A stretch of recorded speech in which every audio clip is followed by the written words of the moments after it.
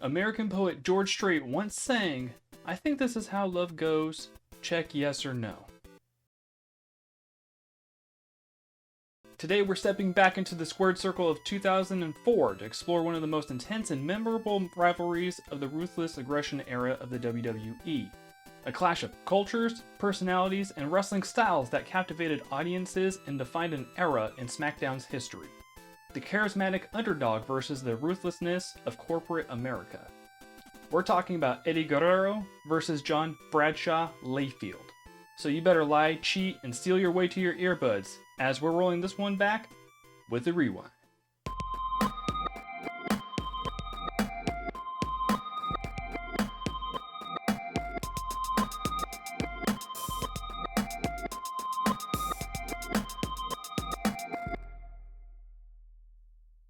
Welcome to the Feud Rewind. I'm your host, Benz Lance.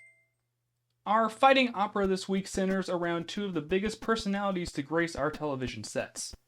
From this feud's explosive beginning to its lasting impacts on both men's careers, and WWE as a whole, we're going to be looking at the key matches, the unforgettable promos, and the moments that made this feud stand out in the minds of wrestling fans. Before we dive into the heat of the Guerrero-JBL rivalry, let's set the stage by looking at our two main characters and what their standing was heading into our feud. Eddie Guerrero's journey to the top of the WWE was nothing short of inspirational. A veteran of the ring with a legacy stretching back to Mexico's lucha libre scene, Eddie had overcome personal demons and setbacks to become one of the most beloved figures in professional wrestling. His charisma, in-ring skills, and ability to connect with the audience made him a fan favorite. In February 2004, Eddie's hard work and perseverance had finally paid off when he defeated Brock Lesnar at No Way Out to capture the WWE Championship. This victory wasn't just a personal triumph for Eddie. It was a moment that resonated with fans who had been rooting for him throughout his tumultuous career. Eddie became only the second WWE champion of Latin American descent, and his win was seen as a breakthrough moment for representation in the company.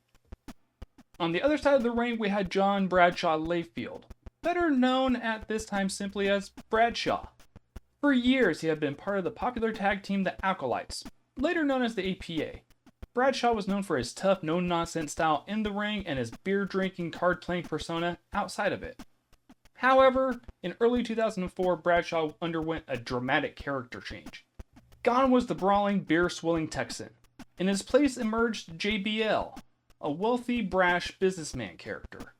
JBL was portrayed as a self-made millionaire, a Wall Street tycoon who looked down on the common fan. This new persona was a stark contrast to Eddie Guerrero's man of the people image. JBL's transformation was sudden and complete. He traded his old attire in for custom-made suits, began arriving at events in a limousine with a set of bullhorns on the hood, and adopted the catchphrase, "I'm a wrestling god." This new character established himself quickly as one of the most despised villains in WWE. With Eddie Guerrero as the beloved champion, and JBL as the arrogant challenger, the stage was set for a collision of worlds, ideologies, and wrestling styles that would define the SmackDown brand throughout 2004.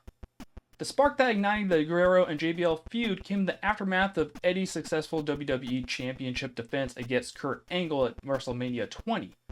As Eddie was riding high on his continued success, JBL and his tag team partner, the Acolytes, Farouk, were in the process of disbanding. Bradshaw had actually let Farouk be fired by general manager Paul Heyman, effectively turning JBL a heel in the process and setting JBL on a path for his first major singles push in the WWE. The true seeds of our story start on the April 8th episode of SmackDown. General manager Kurt Angle announced that the winner of the quote, Great American Award would become the #1 contender for the WWE Championship. JBL, fresh into his new persona, declared himself the winner due to his hunting of illegal immigrants at the US-Mexico border. JBL was given the award and the #1 contendership. However, Guerrero came out, stole the trophy, and promptly broke it. On the following week's episode of SmackDown, JBL, in his tailored suit with those early 2000s big pipe legs, stood in the ring and delivered a scathing promo, belittling Eddie's background and questioning his worthiness as a champion. He painted Eddie as a representative of illegal immigrants, as if that was a negative thing, playing on controversial real-world issues to generate heat from the audience. Eddie's response was passionate and defiant. he proudly embraced his heritage and his journey, connecting deeply with the fans. This exchange established the core themes of their feud: the self-made American success story versus the immigrant's American dream. Things would take a turn for the Guerreros, though. On the May 6th episode of SmackDown, it was announced that JBL caused Eddie's mother to suffer a heart attack at a house show the prior week, when JBL threatened her and grabbed her by the shoulder in front of the Guerrero family. Responding in kind, on the May 13th episode of SmackDown, Guerrero was arrested after he stole and destroyed JBL's limousine. Obviously, the build-up to their first major match was intense. JBL's character became increasingly xenophobic and elitist, while Eddie positioned himself as the champion of the people. Their segments often ended in brawls, with Eddie's fiery temper clashing against JBL's smug superiority. Their feud was set to culminate in a championship match at the Judgment Day pay-per-view. The stakes were high, with Eddie defending not just his title, but his honor and the pride of his heritage.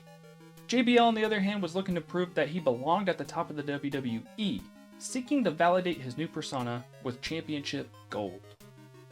As Judgment Day approached, the WWE universe was divided. Eddie had the support of the fans, but JBL's ruthless tactics and mind games had created doubt. Could Eddie overcome this new formidable challenger? Or would JBL's first major singles push end in championship glory? Their first major clash came at Judgment Day, May 16, 2004, the Staples Center, Los Angeles, California. This match set the tone for their entire rivalry, blending intense in-ring action with the controversial storytelling that defined this feud. The bout was a brutal affair, with JBL's aggressive style pushing Eddie to his limits. In a shocking moment that would be talked about for years, Eddie suffered a deep cut to his forehead, leading to one of the most visually striking images in WWE history, as he continued to fight while covered in his own blood. Despite Eddie's valiant effort, he knew of only one way to keep the big Texan down, or at least away from the championship. Eddie struck JBL with the title belt, meaning JBL won the match by DQ, but Guerrero retains the title.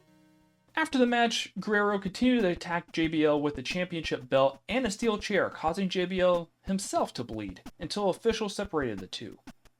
Due to the amount of blood that both men, but especially Eddie, lost, this event is rated TVMA on the WWE Network. Good old Black and White Jones on the replays. In the first shots fired in our battle, we got a bloody battlefield and Eddie retaining his title, but the feud was far from over. The rivalry would escalate over the following weeks, leading to their next big encounter, a bull rope match at the Great American Bash. The event took place on June 27, 2004, at the Norfolk Scope. That's really the name of it? Okay. In Norfolk, Virginia. No, we're going to keep that one in because that's just funny. This year's edition of the Bash took place in Norfolk, Virginia on June 27, 2004. The Great American Bash was previously promoted by WCW. Since WWE acquired WCW in 2001, this was the first Great American Bash to take place since then. Remember, this is a bull rope match. The unique stipulation requires both wrestlers to be tethered together by a rope with a cowbell. In order to win the match, you have to touch all 4 turnbuckles in succession without being interrupted. The match ended up being a perfect blend of Eddie's lucha libre styles and JBL's brawling tactics. The absolutely bloody affair had something of a controversial finish. Nearing the end of the match, each man had touched 3 turnbuckles and were vying for the 4th. Guerrero attempted to jump over JBL and touch the remaining turnbuckle, but he was unsuccessful and ended up splashing himself and JBL into the turnbuckle. Guerrero was initially declared the winner, as it appeared he had touched all 4 turnbuckles first, but SmackDown General Manager Kurt Angle came out and reversed this decision. Kurt would show in the Titantron that JBL's shoulder touched moments before Eddie's hand. Angle would further state that it didn't matter what part of the body touched, which is a new rule to me. All that mattered was who touched it first. As a result, JBL wins his first WWE Championship. This loss was a turning point for Eddie. The frustration of losing his title, combined with JBL's constant taunting, began to affect his character. We saw a darker side of Eddie emerge, one willing to go to almost any lengths to reclaim his championship. Their feud continued through to July, with their final big match on an episode of SmackDown, July 15th, in a steel cage. This match showed both men's willingness to put their bodies on the line. Eddie came close to victory several times, including a breathtaking moment where he performed his signature frog splash from the top of the cage. However, JBL managed to escape the cage first with the help of El Gran Luchador, who appeared and held Eddie inside the cage while JBL escaped. Eddie would unmask El Gran Luchador, revealing it to not be the actual EGL, but rather Kurt Angle. This match was the culmination of months of build-up, with both men pulling out all the stops. Despite Eddie's best efforts and the overwhelming support of the crowd, JBL managed to retain his title, cementing his position as the top heel on SmackDown. Throughout these moments and matches, we saw both men involved. Eddie showed a darker, more desperate side, while JBL proved he could hang with one of the best in-ring performers in WWE history. Their matches were a blend of technical wrestling, high-flying moves, and old-school brawling that kept fans invested throughout the summer of 2004. Mechanically, this is the end of the timeline for this rewind. Perhaps better than any of the previous 25 feuds that we have rewound, this rivalry shows the type of emotional equity that could be built in the relatively short amount of time. It's unarguable that the specific type of tactics that JBL used to be a heel, specifically the racial component, would be far too blue for modern audiences. It's also unarguable that the Eddie Guerrero and JBL feud didn't leave a lasting mark on WWE history in a positive way. At its core, this feud was a clash of ideologies and backgrounds. This contrast set up a narrative that was essentially Wall Street versus Main Street. It tapped into real-world tensions and class divides, giving the feud a relevance that extended beyond the wrestling ring. Fans could easily identify with Eddie's struggles and root against JBL's pompous, elitist character. These layered themes elevated the Guerrero-JBL feud beyond a simple good guy versus bad guy story.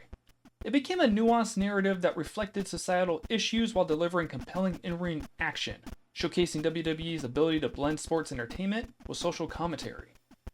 Fan reaction to this feud was intensely passionate. Eddie Guerrero, already a beloved figure, saw his popularity soar even higher. Fans rallied behind him, viewing him as the embodiment of the underdog hero fighting against a corrupt system.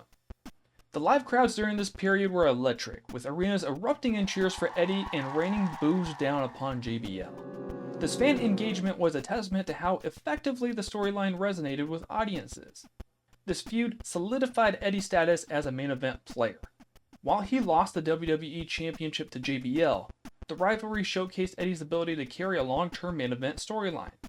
It demonstrated his range as a performer, allowing him to display intensity and vulnerability alongside his trademark charisma. The feud also deepened his connection with the fans, who rallied behind him throughout his struggles against JBL. Even in defeat, Eddie emerged as a sympathetic figure, setting the stage for his continued popularity until his untimely passing in 2005. Eddie Guerrero represented the American dream in its purest form, worked his way up from humble beginnings, overcoming personal demons and professional setbacks to reach the pinnacle of the WWE. His character embodied perseverance, redemption, and the idea that anyone, regardless of their background, could achieve success through hard work and determination. On the other hand, JBL personified a different, more cynical view of American success. During this feud, JBL became one of the most hated heels in recent memory. His character was that of a wealthy businessman who believed his financial success made him inherently superior. JBL's persona played into the stereotypes of the arrogant, out-of-touch millionaire, looking down on those he considered beneath him. This included not just Eddie, but the everyday fan as well. The heat he generated was palpable, with fans genuinely angry at his actions and desperately wanting to see him get his comeuppance. This level of crowd reaction is often seen as the hallmark of a truly successful villain in professional wrestling. For JBL, this feud was career-defining. It transformed him from a mid-card tag wrestler into a main event heel. The JBL character born out of this rivalry became his signature persona for the rest of his in-ring career. His ability to draw genuine heat from the crowd and his convincing performances against a beloved figure like Eddie proved that he could handle the pressures of being the top villain in the company. This feud essentially created the JBL character we know today, which has extended into his commentary career. The rivalry had a significant impact on SmackDown as a brand as well. During a time when Raw was often seen as the A show, The JBL vs. Eddie feud gave SmackDown a compelling main event storyline that could compete with anything on Raw. It helped establish SmackDown as a show capable of producing engaging long-term storylines. Firstly, the feud delves into the theme of corruption versus integrity. Eddie, despite occasionally using his lie, cheat, and steal tactics, was portrayed as a man of the people with a strong moral core. JBL, conversely, was willing to use any means necessary to achieve his goals, from verbal degradation to physical attacks, even targeting Eddie's mother. This created a clear moral contrast that fans could invest in emotionally. As the feud progressed, we also saw themes of obsession and the corrupting influence of power come into play. Eddie's increasing desperation to reclaim the title showed how even a hero could be pushed to questionable actions. Meanwhile, JBL's reign as a champion demonstrated how power could inflate an already massive ego. Another significant theme was the exploration of heritage and identity. It would end up being a shining example of the importance of having diverse representation in the main event scene. Eddie's run as WWE Champion and his feud with JBL showed that wrestlers from different ethnic backgrounds could carry the company's top storylines, appealing to a broad audience. Eddie always proudly embraced his Latino heritage, using it as a source of strength and connection with his fans. JBL in his heel role often resorted to xenophobic remarks and actions, challenging not just Eddie's claim to the championship, but his very place in American society. This aspect of the feud, while controversial, reflected real-world issues of immigration and cultural identity that were, and still are, part of the American socio-political landscape. Using that as a jumping-off point, in terms of broader impact on WWE, this feud set a new standard for culturally relevant storytelling. By incorporating themes of class struggle, immigration, and the American dream, it showed that wrestling narratives could tackle complex, real-world issues while still delivering entertaining matches and moments. This approach paved the way for future storylines that weren't afraid to draw from societal tensions to create compelling drama. Additionally, this rivalry explored the theme of respect in professional wrestling. Despite their intense hatred for each other, the feud ultimately showed that even the bitterest of enemies could develop a grudging respect through fierce competition. Critically, the feud was largely praised for its storytelling and in-ring action. Wrestling journalists and commentators applaud the depth of the narrative, noting how it transcended typical wrestling storylines by incorporating relevant societal themes. The matches between Eddie and JBL were generally well received, with particular praise for their brutality and emotion. However, the feud wasn't without its critics. Some felt that the xenophobic elements of JBL's character went too far, crossing the line between generating heat and promoting harmful stereotypes. Others questioned the decision to have JBL, a relatively unproven main event performer at the time, and Eddie's championship reign. The controversial nature of some elements in the feud, particularly the bloodiness of their Judgment Day match and the xenophobic undertones, sparked debates about the boundaries of storytelling and wrestling in general. These discussions contributed to the ongoing conversations about the balance between edgy content and social responsibility in wrestling narratives. In retrospect, many wrestling historians and critics view this feud as one of the best of its era. It's frequently cited in discussions of great WWE storylines, particularly for its character work and ability to maintain interest over an extended period. Fans continue to debate various aspects of the feud to this day. Was JBL the right choice to end Eddie's championship reign? Did the storyline go too far in its use of racial themes? Could the feud have been extended or concluded differently? These ongoing discussions highlight the lasting impact of the rivalry on wrestling fandom. Ultimately, the Eddie Guerrero vs. JBL feud is remembered as a storyline that deeply engaged its audience, pushing boundaries and creating moments that fans would talk about for years to come. It stands as a testament to the storyline potential of professional wrestling when strong characters, compelling narratives, and social relevancy converge. A rivalry that showcased the best part of what professional wrestling can be: emotionally engaging, socially relevant, and filled with unforgettable moments in and out of the ring. An iconoclastic example of fantastic fighting opera. And with that, this brings us to the end of the rewind for the week. I appreciate you spending some time with me reliving this classic wrestling drama. You know to do those follow, like, subscribe, share gimmicks. We're on all the socials as Feud Rewind. Gotta stop doing weird hand stuff. Fellow fan, I'm your host, Benz and Lance, and I'll see you next week when we roll it back with another Feud to Rewind.